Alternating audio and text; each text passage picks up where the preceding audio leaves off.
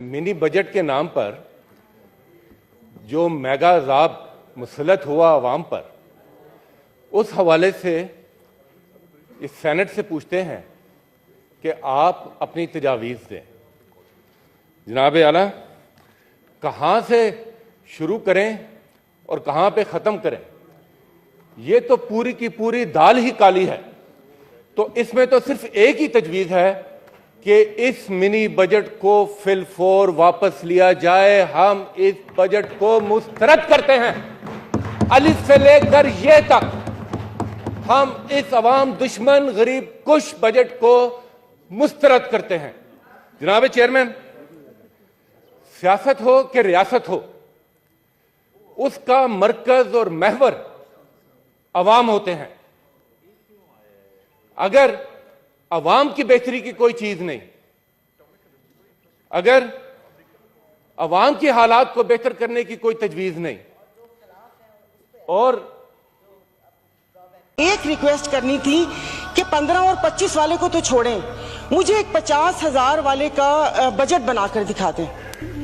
आप मुझे बजट बनाकर दिखा दें, मैं आपको इसको भी मैं आपको वोट दूंगी और आइंदा आने वाले आपके फैसलों को भी मैं सेकंड करूंगी। तो ये कौन सी बात है कि आप आए, आप जिस दुख तकलीफ और कर्ब से गुजरते ही नहीं है, उससे गुजरते ही नहीं है, और आप यहाँ पर आके भाषण देते हैं कि ये हमें मुश्किल फैसले करने पड़ेंगे। मुश्किल फैसले अपने लिए करें ना, अपने लिए क्यों नहीं करते? अवाम को सादगी का दर्स दिया जा रहा है। इनके एक एक लिबास और इनकी अशिया जो इस्तेमाल करते हैं, उनकी कीमतों का आपको अंदाजा है? डेली एक फोटो शूट आता था, 15 लाख रुपए का कोट, 10 लाख का जूता, 15 लाख का स्कार्फ। ये एक पाकिस्तान जो डिफॉल्ट हो रहा है, वेंटिलेटर पर है, उसकी आवाम को ये मजाक एक तस्वीर ट्विटर पर डेली शेयर होती थी। मुझे सिर्फ एक 50,000 वाले के जीने का हक छीन लिए हैं उन लोगों से। आप मुझे बताएं कि ये पेट्रोल के लिए यहीं पर ही थे। मेरी एक और आपसे रिक्वेस्ट है कि कोई ऐसा रूल है कि जो हुकूमत है वो यहीं बैठी रहे और अपोजिशन के वो बेंच हो जाए, क्योंकि मेरे ख्याल में इन बेंचेस में, इन चेयर्स में कोई प्रॉब्लम है कि यहाँ पर बैठने वाला बोलता है और वहां पर जाकर सुम्मुन बुकमुन उम्यून बन जाते हैं ये लोग, इनकी जुबान नहीं चलती। और यही जब मैं वहां पर बैठ के हुकूमत पर तनकीद करती थी तो यहाँ पर सब बैठे डेस्क बजाते थे। आज जब मैं यहाँ पर खड़ी होकर हुकूमत पर तनकीद करती हूँ तो उन सबको प्रॉब्लम होता है। तो जनाब स्पीकर, इन्होंने तो यहाँ तकरीर कर दी। इस तकरीर के बाद अगर इतनी हिम्मत है, कल मैं एक ग्रोसरी शॉप तक गई थी, वो भी कोई F6 नहीं गई थी, यहाँ कोई चाइना मार्केट के पीछे कोई दुकान है, वहां पर जाकर आप लोगों की तकलीफ, उनकी आंखों से उनका अंदाजा लगा ले।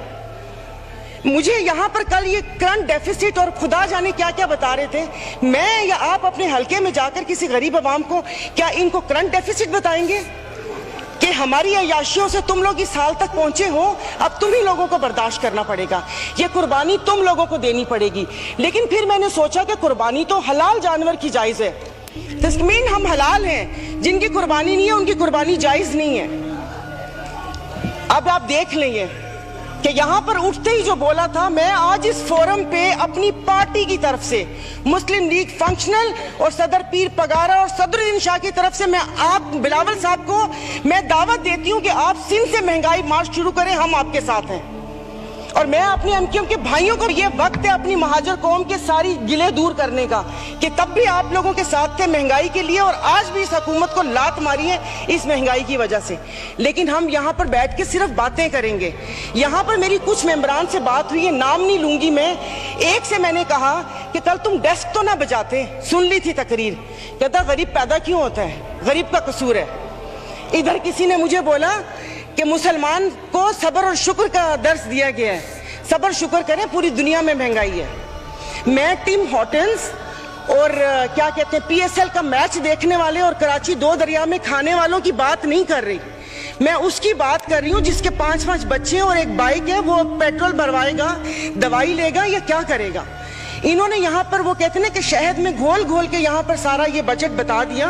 मैं वैसे लिखा हुआ पढ़ नहीं सकती, इसलिए कि उसमें जज्बात नहीं होते, वो रीडिंग होती है। जैसे कल परसों ये वजीर खजाना साका साहब ने आके बिना जज्बात के यहाँ पर आकर कागज पढ़ के और ये जा और वो जा, दूसरे के ऊपर, और पीछे यहाँ पर बैठे हुए सारे पीछे डेस्क पे जा रहे थे कि उसने वो कर दिया, क्योंकि इनकी तो दुकान चल रही है।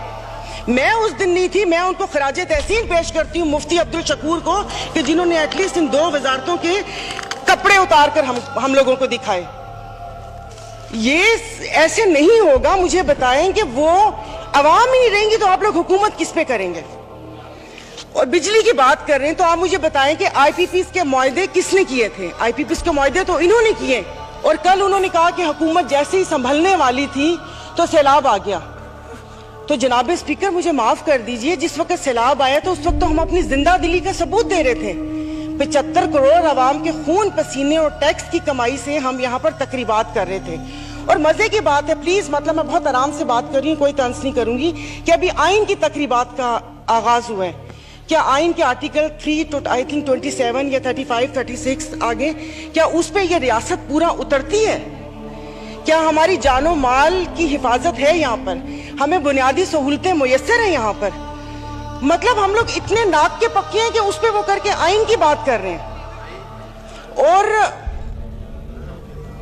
ये हालात इस नहज तक ना पहुंचाएं कि हम अपनी बड़ों की कुर्बानियों को बेफजूल समझें, क्योंकि गोरे से तो लेके रहेंगे पाकिस्तान, ये नारे लगाकर हमने आजादी तो ले ली, अब मैं किससे आजादी मांगू?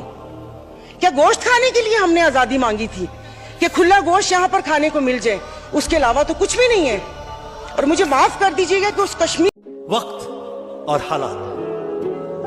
हालात इंसान को मजबूर कर देते हैं बुरा काम करने पर। जानती हूं मैं चोर क्यों बना? किसने बनाया मुझे? मैं छोटा सा था, मेरे माँ बाप मर गए।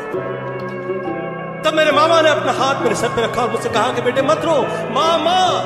इस लफ्ज के साथ 2 बार माँ का लफ्ज इसलिए लगा हुआ है क्योंकि मामा माँ से दुगनी मोहब्बत करता है।